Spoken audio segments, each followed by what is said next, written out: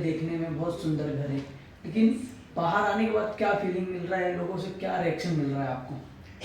पहले तो मेरे फैंस बहुत ज़्यादा ऐसे कर रहे हैं कि बहुत रॉन्ग है, क्योंकि वो लोग मुझे बहुत पसंद कर रहे थे और वो घर बहुत अच्छा है। इनफैक्ट मैं भी बहुत इंजॉय करती थी। आप लाइव में देखोगे, बहुत डांस करना, ये करना, बहुत चिल करती थी, क्योंकि हम कभी ऐसे घर में नहीं रहे जहाँ पर फ़ोन नहीं हो, कुछ नहीं हो, तब भी इंजॉयमेंट कर रहे हैं। तो वो बहुत अलग फीलिंग है।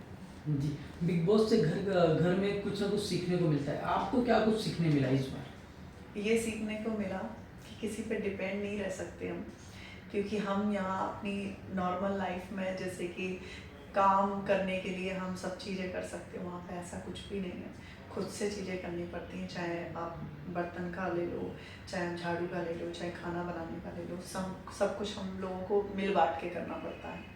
तो मुझे ऐसा लगता है कि वो एक बहुत सीख है लोगों। मैं तो वैसे भी घर का काम करने में एक्सपर्ट हूँ, बट अभी जैसे कि लोगों की लाइफ जो है कंफर्ट हो गई है, तो मुझे ऐसा लगता है कि वो कंफर्ट के लिए जो हटाने के लिए जो चीज़ें हैं ना, वो बहुत अच्छी हैं बिग बॉस में।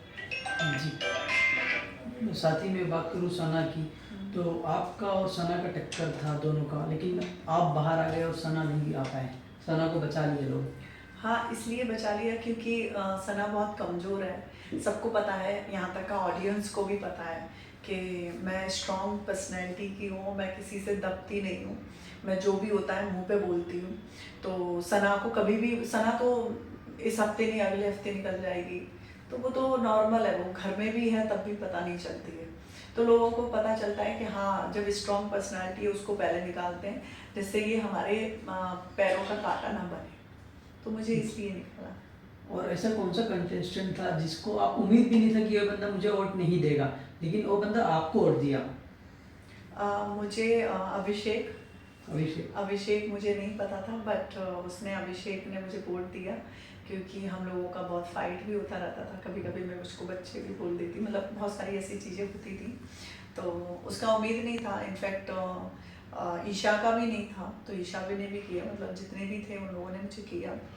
और जिसका नहीं, मतलब उम्मीद नहीं थी कि ये मुझे नहीं करेगा, मतलब जैसे कि राइडर, मुझे उम्मीद थी कि वो करेगा मुझे, क्योंकि वो मेरे को बहन बोलता था और उसने देखा कि मौका है, इसको हटा देते हैं, नहीं तो ये बहुत बोलने वाली है, तो उसने मुझे हटा दिया। जी, और साथ ही में मुनावर का और मनारा का बात करूं, तो सबका कहना है कि लोगों का वो अंदर चल रहा है और दोनों का कुछ तो चल रहा है, क्या सचमुच कुछ चल रहा है क्या अंदर? मुझे ऐसा लगता है मुनावर का और मनारा से अच्छा है, पूछने से अच्छा है कि पहले हम वेट करें।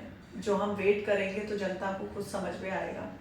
हमें ऐसा लगा अंदर कि कुछ ना कुछ ऐसी चीज़ें हैं जिससे ये लोगों का कुछ चल रहा है, तो इसलिए मुझे ऐसा लगा, और यही मैं बोलूँगी, अभी वेट करें, क्योंकि बाजी पलटने में टाइम नहीं लगता है वहाँ पर। जी, मैं साथ ही बात करूं आयशा, अभिषेक और समर्थ, इन दोनों का ऐसा लग रहा है सास बहू का झगड़ा चलता है ना, जो वैसा कुछ फीलिंग आ रहा है देख के।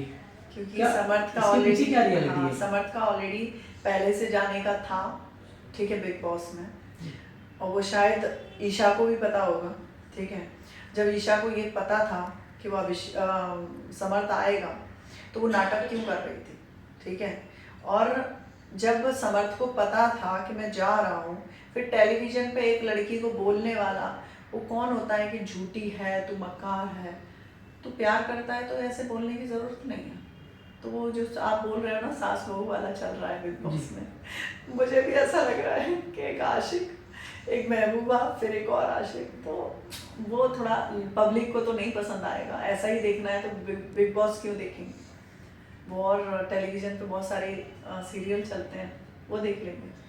अभिषेक का इतने दिनों से बातचीत तो होता नहीं था, और अचानक से आयशा को देख के उनका दिल का प्यार जाग उठा। वो कह रहे कि तू मेरे से बात नहीं करेगी तो मेरे को बहुत फर्क पड़ेगा, ये पड़ेगा वो पड़ेगा। इसके पीछे का क्या रियलिटी है?